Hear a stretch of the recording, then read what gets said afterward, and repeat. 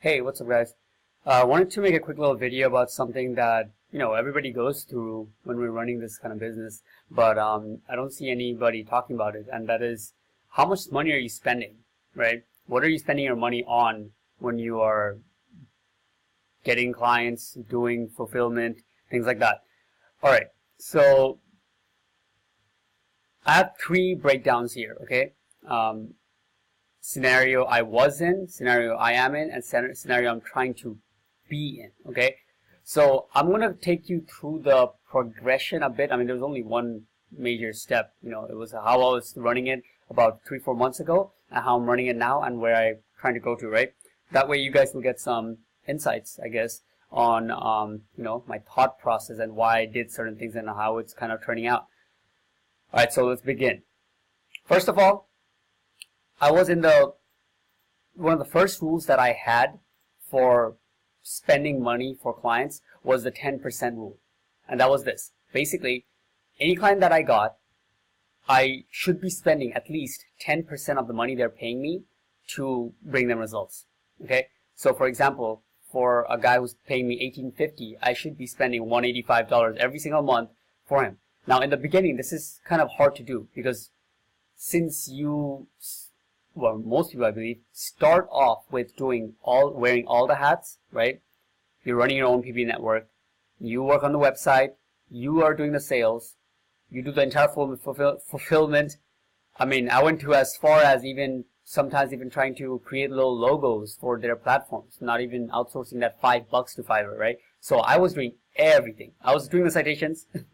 Well, my assistant was, but it was all being done in-house, right? So practically there was no cost. It was almost all profit, right? And that's kind of what SEO is known for, right? It's a high margin product, high margin service, whatever, where if you fulfill everything, there is literally almost very little things that you have to spend money on to get the things done, right? Especially if you're running your own PBN network and everything, then you had the power to push to your client site and yeah.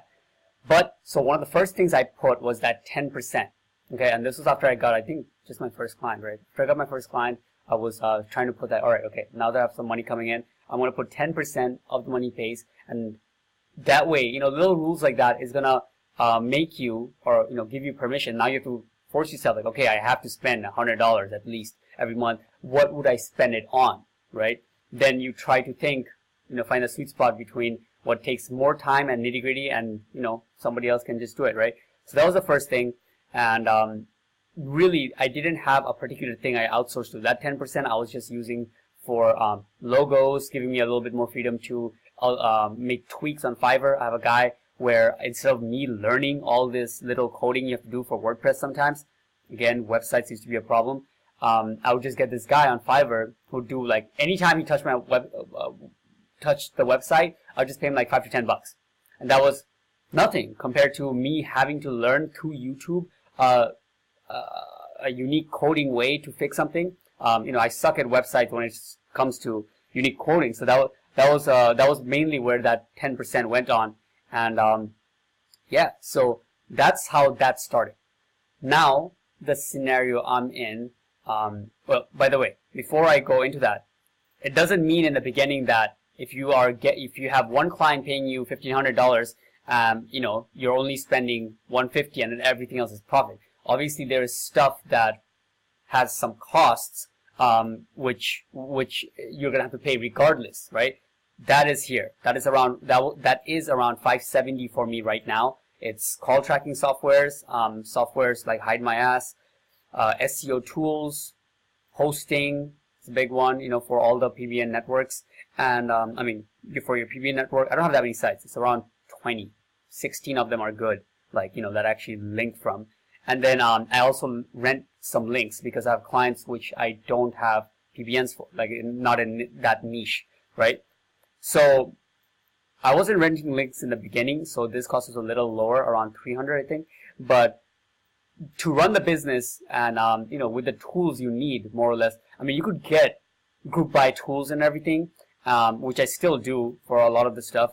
But if you're call tracking, which I wasn't doing in the beginning, then this cost could be under $100. So, really in the beginning, all you're paying for is like hosting for one site just to get started.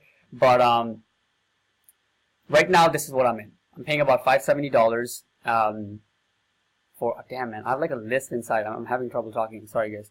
But like I'm spending about $570 on all the tools and everything, and that would stay the same regardless how many clients I have. These things don't care if you have 1 client or 10 clients. This stays the same, right? That's good and bad, right? So if you have 1 client only, obviously the margins is a lot lower with this kind of setup, because you're going to be only profiting about $400 or $500. But get more clients, 5-6 clients, this cost stays the same, and you only have to worry about costs that I'm about to talk about. Now, before I get into that, somewhere in between here and there, what I got recently is an assistant who I'm paying now $1,000 a month. Now, I'm making just around 3.2, right? With everything, with the clients right now, I have 3 clients, and I'm making about 3.2, not netting, but that's what it's coming in, right? Yeah, that's what's coming in right now, pretty much. The only reason I ask is because the only reason I have to think about it is because they keep getting certain one-off packages, right? Like this month, I got 1,600 extra on top of what I normally get from one of the clients, right? For some work that I have to do for him that was like for one time. I don't count that in my income. One-time things, I don't count that, because that's something I have to spend my money on extra out of my plan to do it, and then the money just came once. So I don't count that shit. But generally on recurring, I have about 3.2 coming in, and I'm giving 1,000 to my assistant.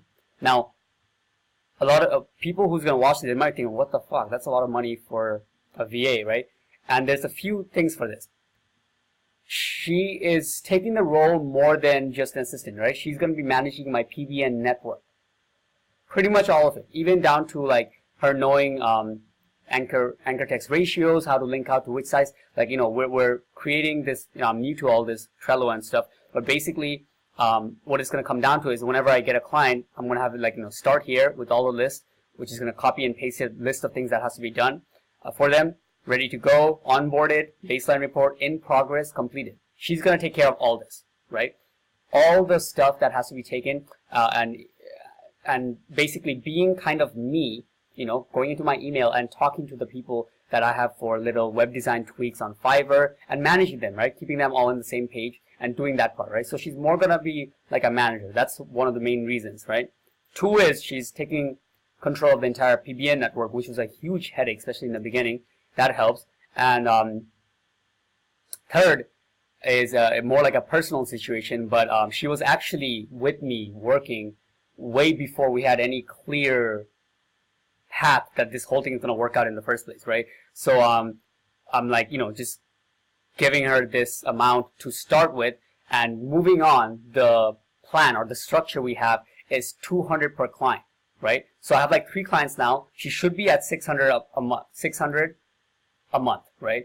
But she's getting 1,000 now, but I have 2 more clients I'm going to get while her salary stays the same, right? So until 5 clients, she's going to get $1,000 a month. After I get the 6th client, she's going to start getting $1,200 a month, right? And that's recurring. Like, as long, even after the client is done, I mean, all the work is done, and it's just like, you know, they're just ranking and there's like little maintenance going on, she will keep that salary. That way she can kind of scale with me as I go on. And yeah, I think, you know, it's one of the good ways to put it, and have people who started with you reward them, right? All right, so that's that. And after everything, right now, after this and everything, and my own bills and everything, I'm almost breaking even. I only have like a couple of $100, which I put like credit card debt and stuff like that. So that's my entire situation till now. So like, still, after all this, I'm still like the pajama boy with the broke down car, right? So just so you guys know, like, you know, transparency, man. Still at it. So that's, and it's cool. It's good. I feel like I'm doing it right, you know, at the same time. Even, like, I don't feel like the need to get a new car just yet, even though you can, like, you know, down payment 0, get $100, all that shit. No, I think I'm still good with a broke down car and whatever I'm doing it now, because I'm still looking to grow this, right? Trying to figure things out of how these puzzles work better together. that it can be more efficient, right? And that's completely fine in my book. All right, having that said, let's talk a little bit about what is the situation I'm trying to get into, okay? So what it comes down to, really, your biggest cost plus headache is like this, for the whole business, I would say. Well, in the fulfillment side. Sales is another side, right?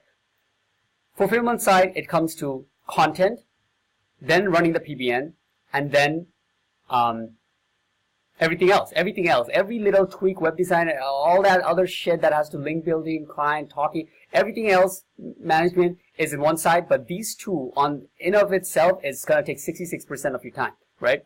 Now, PBNs, I was thinking for a long time to just rent it. Like, I'm still renting about a few links, right? Almost like 5 to 8 links, and you could rent links, guys. It's fine. There's lots of good places to rent links, and nowadays you don't have to have your own network, and it will work out just fine. Your margin will be a little less, but your headache will be a lot less.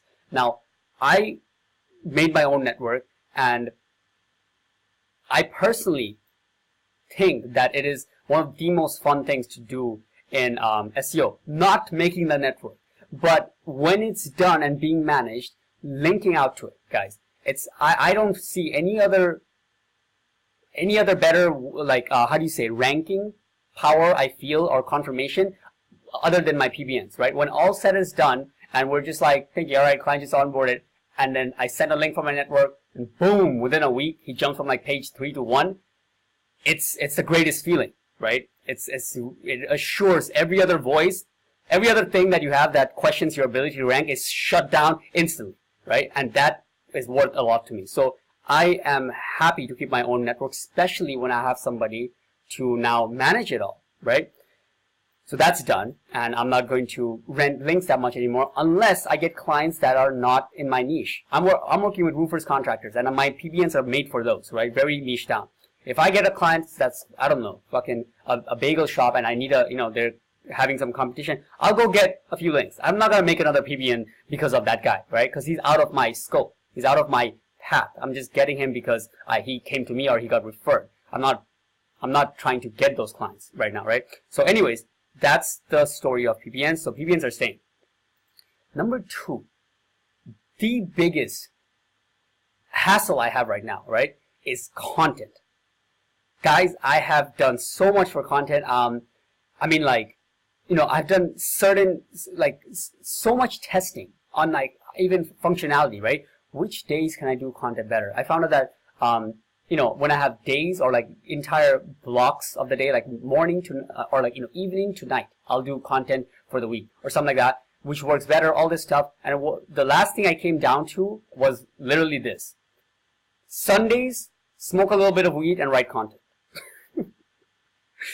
Because you smoke a little bit of weed and you chill down a bit, and it gets you, comfortable in a good bullshitting mode where you can read a little bit and then write a shit ton of content, edit it, and you're fun with it. It's fun, right? And it works. You can write a ton of content like that, especially if you're using voice text, right? If you're using voice text, I could bang out around pretty good quality content, about an article an hour, 500 to 750 words. An article an hour, that's no problem. If I put in 5-6 hours, boom, 5-6 articles are done, right?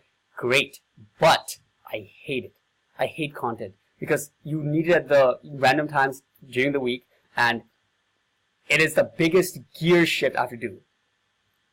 So what I mean by that is, like, when you are working on link building and all that stuff, and then you have to write content, and maybe then once the content is posted, you have to go back to your PB network to link out. You just shift it between 2 realms. That's what it feels like to me, right? Like link building and strategizing, then like being in a mode to write content and then going back.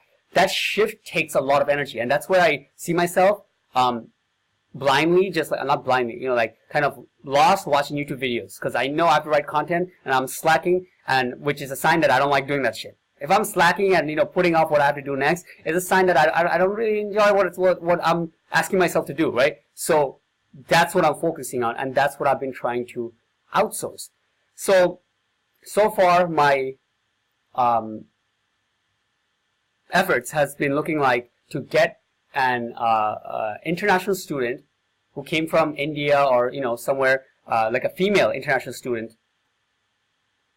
Wait, I was thinking like the video cut because it's 15 minutes, but no, I'm logged in. Anyways, the path was I was trying to get through Craigslist an international student, a girl preferably, who would be willing to write content. And the only reason I was being that criteria is because, an international student is probably not going to be working 9 to 5, and if it's a female, they probably don't work under the table either, right? So they're international student. That means they are pretty good at English already, and they're willing to work because, yeah, I just feel like I come from that scenario, and it's probably something I would have done if I was in college and I wanted some extra income, and that's what I was going for. But as much as I thought that was a good plan, what came out to be better is what I'm looking to get from the Caribbean, right? So I have a friend from Jamaica who is hooking me up with a couple of writers. They're basically like, they have a master's in whatever they do, and I think some of them even have like masters in like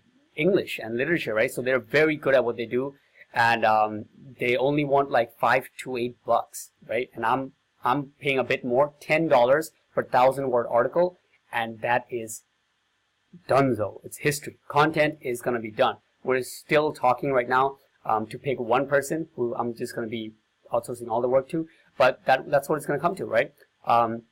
So what does that mean? Once this is completely, it's said and done, and I have one person who does all the content, then it's going to look like every time I onboard a client, I'm going to need at least 10 pages of content. At least 10 pages of content. That's $100 right off the bat, okay? Then a high quality content per client every month, okay? So right now I have 3, right? 3 clients with 4 websites. So that's $80 per month. All right, and then PBNs, I have around 20 that needs content every single month to grow the network, and that's around $200 a month, right? So we're looking at around, what, $300. I don't need a calculator. Around $300 to outsource content, and it scales up just a bit every time I get a client, but that can easily be paid for by whatever the client pays me. Like, if I get a $1,500 client, and it costs me like $80 for content, I'll happily outsource that. That's fine, right? Because it's a big headache. So that's what I am at right now. And yeah, basically these are the 2 biggest things I'm trying to tackle down and have it on board. And after that, I can get into everything else, which is I'm just like shoving it to the side because I don't want to deal with it one by one. Sort of dealing with Trello right here, but still the structure has to be made. So much so that it can just be copy pasted every time a new client is done, and the basics will just work out, right? It has to be like more or less generic. So yeah, that's where I'm at, guys. But overall, guys, I just wanted to end this video with one note, and that is, I look back and even try to think back how things were going around from this transition to here, and I wouldn't be able to make it to here if I didn't have the type of living expenses I do. I live like very cheap, right? My expenses personally is very low. My car, I bought it with $1,000. I was only paying, my insurance is really low, around 110. Gas, pretty much the only thing my money goes on my car. And that kind of statement goes for every other aspect of my life, right? Still now, right? I pretty much eat the same stuff every day. And, no matter how much money I'm going to get, I think that's going to stay the same. Maybe just the quality will go up after I'm making a really good money. Because I just don't believe in eating outside. Like, quality-wise, I don't feel like anything that tastes good is, tastes too good. It can be too good for your health, right? And I'm a big believer in that, something very personal. But overall, living below your means is going to allow you to fuck up a lot more, and you are going to mess up a lot, right? It may sound negative, but you want that cushion, right? I take so many stupid risks that doesn't go in anywhere. I just pay for it, even though I'm so I live such below my means.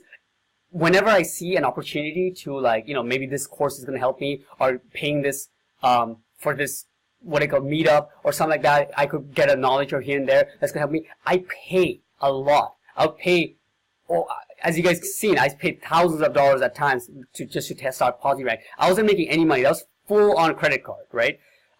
Just to take that risk. month later, I found out that it doesn't work. But boom, it was that was gone out of my head. Of what if I did positive rank? Would they really be that good? That's boom. I found out that no, they can't rank shit. You know that they can't. They take maybe you can rank it if you spend a lot of money, but it's not gonna be near as much if you have your own PBA network and everything, right? So that got answered instantly within a month, right? And I am able to buy those things because I live below my needs, right? So overall, I know it's a personal note, but it has to be said. So yeah, hope you guys got something out of this, and stay tuned for possibly what I'm looking to close down my 4th client today afternoon. Peace.